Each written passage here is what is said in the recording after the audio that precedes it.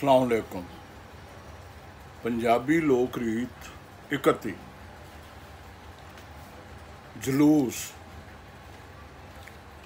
जलूस कड्ढण दा रिवाज कदीम वेलियां तो तुरिया आउंदा है। पहलां पहल जलूस मूर्तियां ते झंडियां दे कड्ढे गए। पुराने समयां च हिंदू नवीं मूर्ति नूं मंदिर विच रखण तो पहलां पिंड या कस्बे विच उसका जलूस कढ़दे सन तां जो देवता मूर्ति नूं उस शै दी जिहदी उस राखी करनी दा पता लग जाए। ये जलूस पिंड दी हद दुआले कढ़े जांदे सन। जैनियां विच तीर्थंकरां ते देवतियां दीयां मूर्तियां दे जलूस की रीत बड़ी पुरानी। बोधी यानी बुद्ध मत वाले स्तूप विच भिक्षुआं दीयां अस्थियां होंदे ने, उन्हां दे फुੱਲ साड़न तो बाद बचियां आईयां हड्डियां ते सवाह। भिक्षुआं दीयां अस्थियां या फुੱਲ रखण तो पहला एक जलूस कढ़िया जांदा सी।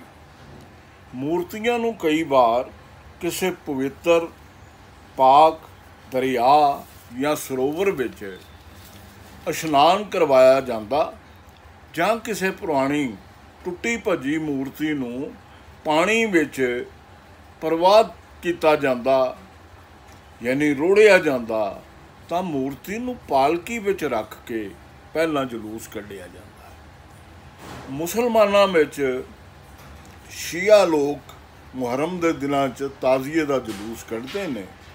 ये जलूस हज़रत इमाम हुसैन की याद विच कढ़िया जाता है ते ताज़िए करबला च जाके दफना दिते जाते। इस जलूस विच शिया मुसलमान रोंदे पिटते ते छातियां कुटते जाते हैं।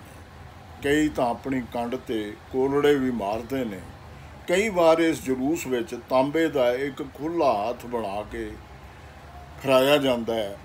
मुसलमान इस नूं शहादत का पंजा कहते हैं। सुन्नी फिरके विच हजूर नबी करीम सल्लल्लाहु अलैहि वसल्लम दे पैदा होने की खुशी विच 12 रबीउल अव्वल नूं ईद मिलादुल नबी दा जलूस कढ़िया जाता है, जड़ा बड़ी धूम धाम नाल हुंदा है और जिंदे विच नातां कवालियां और होर जड़ा है अरबी बाणे दे विच ऊंठां दे उत्ते ऊंठ लैके और लोग आउंदे ने, बच्चे पहाड़ियां बनाउंदे ने उन्हां दी इस दिहाड़ दी खुशी च।